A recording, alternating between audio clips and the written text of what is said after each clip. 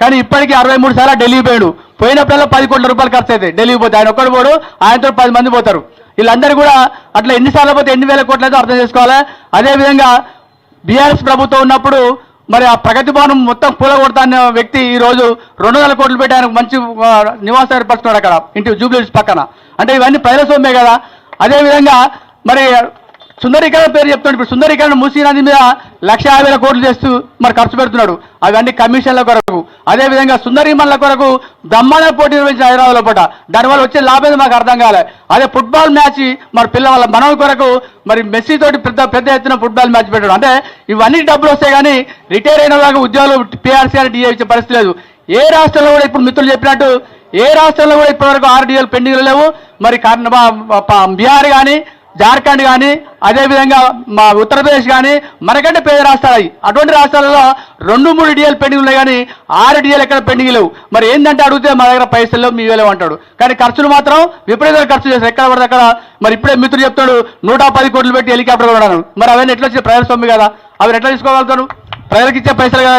నువ్వు ఎట్లా సొమ్మును వృధా చేస్తావు? ప్రజల సొమ్ము కదా. నిన్న మొన్న హైకోర్టు కూడా ముట్టికాయలేసిన జరిగింది. ఎట్టి పరిస్థితుల్లో ఉద్యోగులకు రిటైర్ ఉపాధ్యాయులకు ఉద్యోగులకు ఎవరికి కూడా వాళ్ళ పెన్షన్స్ ఆపొద్దని నిన్న హైకోర్టు చురకలంటే సంఘటన చూసాం. అంటే హైకోర్టు ఇచ్చేంత వరకు కూడా మనకు సోయి లేకపోతే ప్రజాపాలన ఎట్లా అనుకోవాలి మనం? దాన్ని ఎవరు ప్రజాపాలన అంటారు? ప్రజలు అంటారా, నిరుద్యోగులు అంటారా, ఉద్యోగస్తులు అంటారా, రిటైర్మెంట్ ఉద్యోగులు అంటారా? ఎవరు అనేది ఇప్పుడు పరిస్థితులు ఉన్నది. అంటే ప్రభుత్వం ఏవైనా కూడా మంత్రుల మీద అజమాయిషీ లేకపోవడం, మరి ఐఏఎస్ల మీద అధికారం లేకపోవడం, ఎవరి ఇష్టం వాళ్ళు చేసుకోవడం వల్ల ఈ రోజు ఆయన అంటారు చెప్తే మన మిత్రుడు చెప్పిన బద్రీనారాయణ గారు బట్టి విక్రమార్క రిటైర్ అయిన హెల్త్ ఇన్స్పెక్టర్ ఆ దగ్గర పోతే ఆ యొక్క 40 లక్షల రూపాయలు 4 ఏళ్ళ దాకా రిటైర్ అయ్యి కాంగ్రెస్ పార్టీ లీడర్ ఆమె అయినా పోతే 10% ఇతరునికి ఇస్తలేదని ఆమె వెళ్ళగొట్టింది అక్కడి నుంచి. అంటే అట్లా మన నుంచే కాదు, కాంట్రాక్టర్ దగ్గర నుంచి, ఉద్యోగస్తుల దగ్గర నుంచి, రిటైర్మెంట్ అయిన ఉద్యోగుల దగ్గర అందరి దగ్గర నుంచి కూడా కమిషన్ వసూలు చేసి ఇబ్బంది పెట్టే సంఘటన చూస్తున్నాం. మరి గతంలో మరి ఇటువంటి పరిస్థితి లేదు. మరి ఎంత చేసినా కూడా గతంలో ఉద్యోగస్తులు పెట్టుకున్న ఏ ప్రభుత్వం కూడా మరణ సాగించలేదు. మరి ఎన్టీ రామారావు గారు మరణ అయితే కాదు ఈ ముఖ్యమంత్రి. అటువంటి ముఖ్యమంత్రిని రోడ్డు మీద అడ్డంగా వండబెట్టి ఓడగొట్టే సంఘటన ఉద్యోగస్తులు ఉపాధ్యాయులు. ఎందుకంటే 2,80,000 మంది ఈరోజు మరి పెన్షనర్స్ ఉన్నారు, 3,50,000 మంది ఉద్యోగస్తులు ఉన్నారు.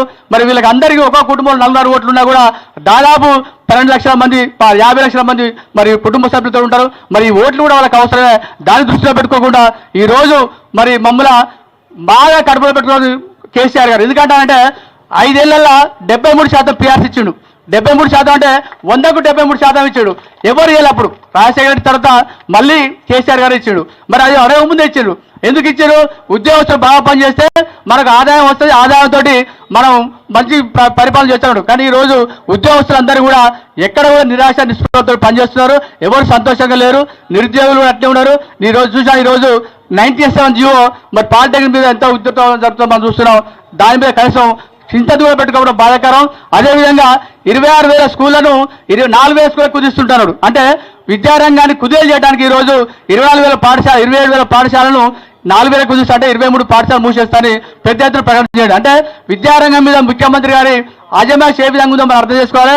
ఏ రాష్ట్రమైనా ఏ దేశమైనా విద్యారంగం మీద ఆధారపడి ఉంటుంది. విద్యారంగం అభివృద్ధి చేస్తేనే మనం ఆ దేశం అభివృద్ధి చెందుతుంది. విద్యారంగాన్ని నాశనం చేస్తే ఏ ప్రభుత్వం కూడా ఎల్లకాలం ఇచ్చే పరిస్థితి లేదు. దాన్ని కూడా అర్థం చేసుకోవాలి. భవిష్యత్తులో కూడా మరి ఇటువంటి కార్యక్రమాలు మరి ఇప్పటికే మీరు చాలా ఉద్ధృతంగా చేశారు. మరి ఇక్కడితోటి ఆపకుండా మీరు ఏం చేయాలంటే రాష్ట్ర స్థాయిలో ఇందిరా పార్క్ వద్ద పెద్ద ఎత్తున ధర్నా చేయాల్సిన బాధ్యత కూడా టీఆర్ఎస్ ప్రభుత్వానికి ఉన్నది. ఎందుకంటే మనకు మంచి అవకాశం వచ్చే 2 నెలల్లో అందరూ కూడా కోరుకుంటారు, మంచి ప్రభుత్వం రావాలని కోరుకుంటారు. కాబట్టి మరి కేసీఆర్ను మరి అట్లా మనం చేస్తే రేపు భవిష్యత్తులో ఉద్యోగులు ఉపాధ్యాయులు సింపల్ సంపాదిస్తాం. కాబట్టి మనం ఆ కార్యక్రమాన్ని రాష్ట్ర స్థాయిలో కూడా పెద్ద ఎత్తున ధర్నా చేస్తారని ఆశిస్తూ మీ అందరికీ మరోసారి పేరున ఉద్యోగాలను తెలుపుతూ ముగిస్తున్నాం. థ్యాంక్ యూ గోవర్ధన్ గారు.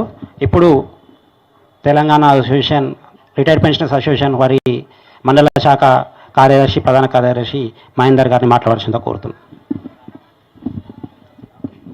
ఈరోజు మహబూబాబాద్ పట్టణం నడిబొడ్డులో ముఖ్యంగా 3 ముఖ్యమైన వర్గాల కోసం విద్యార్థులు, ఉద్యోగులు, రిటైర్డ్ ఉద్యోగులు ముఖ్యమైనటువంటి ఈ 3 వర్గాల కోసం వాళ్ళ సమస్యల పరిష్కారం కోసం తలపెట్టినటువంటి ఈ కార్యక్రమానికి అధ్యక్షత వహించినటువంటి శంకర్ నాయక్ గారు కాబోయే ముఖ్యమంత్రి గారు, మరియు కవిత గారు కాబోయే ఎంపీ గారు, మరియు రాకేష్ రెడ్డి గారు కాబోయే ఎమ్మెల్యే గారు.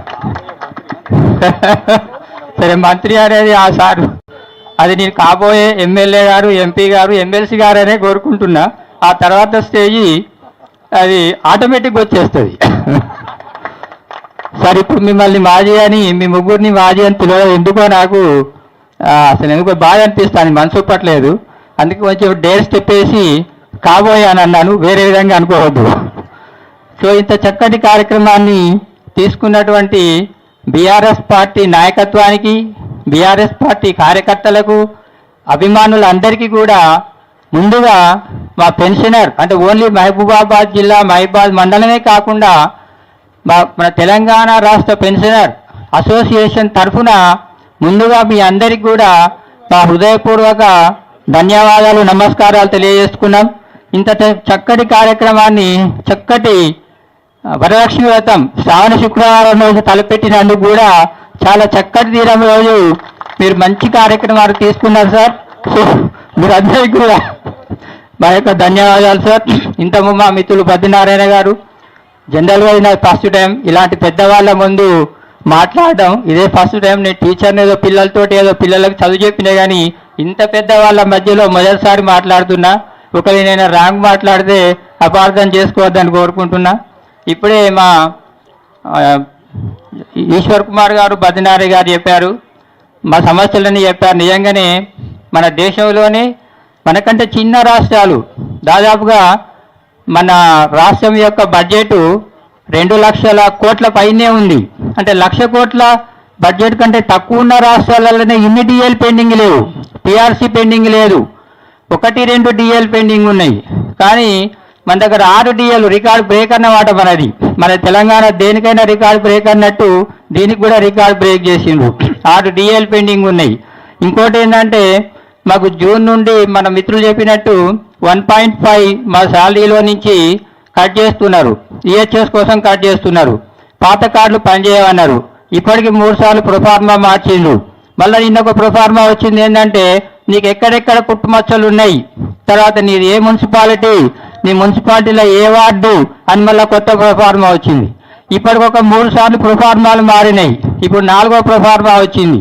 వాళ్ళు ఇంకెన్ని ప్రొఫార్మాలు వస్తాయో, ఇంకెంత కాలం వెయిట్ చేయాలో.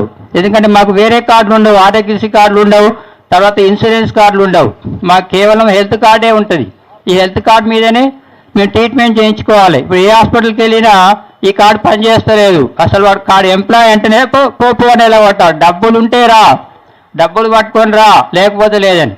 మొన్న హైదరాబాద్లో నాకు తెలిసిన ఒక వాళ్ళ మిస్సెస్కి చాలా సీరియస్గా ఉంది, కార్డు పట్టుకొని పోతే రాలే. అప్పటికప్పుడు 5 లక్షలు అక్కడిక్కడ అప్పు చేసుకొని పోయి ఆపరేషన్ చేయించుకునేటువంటి పరిస్థితి ఉన్నది. మరి ఆయనకు ఉన్నది కాబట్టి 5 లక్షలు తెచ్చుకోగలిగిండు. మరి లేని పరిస్థితి ఏంది? ఇంతమంది మన వాళ్ళు చెప్పినట్టు రిటైర్మెంట్ అయిన తర్వాత ఇంకా కొన్ని ప్రాబ్లమ్స్ ఏంటంటే కొంతమంది బిడ్డల పెళ్లిళ్ళు చేసిండ్రు. అల్లుళ్ళకి ఏం చెప్పిందంటే నేను రిటైర్మెంట్ అవుతానా, నాకు 30 లక్షలు వస్తాయి, అప్పుడు నీకు కట్నం ఇస్తాను. ఇప్పుడు పెళ్లి చేసిండు. ఇప్పుడు నాకు తెలిసిన మా ఫ్రెండ్స్ ఇద్దరు అదే సఫర్ అవుతాను. ఆ అల్లుడేమో గొడవ పెడతాడు, ఇంకెప్పుడు ఇస్తావు నాకు కట్నం అని. మరి అమ్మాయిని ఇబ్బంది పెడతాడు, రాలేదంటే అది నమ్ముదలేదు. ఏ ఒక్క 2 ఏళ్ళు అయింది, 3 ఏళ్ళు అయింది, ఇంకా నీకు పెన్షన్ డబ్బులు రాలేదా, నాకు ఎగ్గొట్టడానికి చూస్తాను అని. అంటే ఇలా ఒక్క సమస్య కాదు బ్రదర్స్, చాలా సమస్యలు ఉన్నాయి. అంటే ఒక్కొక్క ఇంట్లో ఒక్కొక్క సమస్య ఉంది. కాబట్టి మీ యొక్క కార్యక్రమాన్ని చూసైనా గవర్నమెంట్లో చలనం వచ్చి మా సమస్యల పరిష్కారానికి ముందు వస్తారని ఆశిస్తూ ఇలాంటి కార్యక్రమాన్ని ఇంతమంది సమక్షంలో ఇంత మంచి సెంటర్లో తీసుకున్నందుకు మీ అందరికీ మా తరఫున ధన్యవాదాలు తెలియజేస్తూ మళ్ళీ మాకు ధైర్యం వచ్చింది ఏంటంటే రాష్ట్రంలో ఇంత పెద్ద పార్టీ మాకు సపోర్ట్ చేస్తుంది, మా వెనకాల ఉన్నారు. ఇలా కాకపోతే వాళ్ళు వచ్చినాకనైనా మా సమస్యలు తీరుతాయిలే అని చెప్పి మేము భావిస్తున్నాం.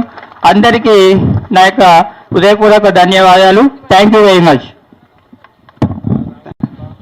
Thank you sir, thank you very much. ఇప్పుడు మన X municipal chairman doctor Palvai Rammohan Reddy గారిని మాట్లాడాల్సిందిగా కోరుతున్నాం.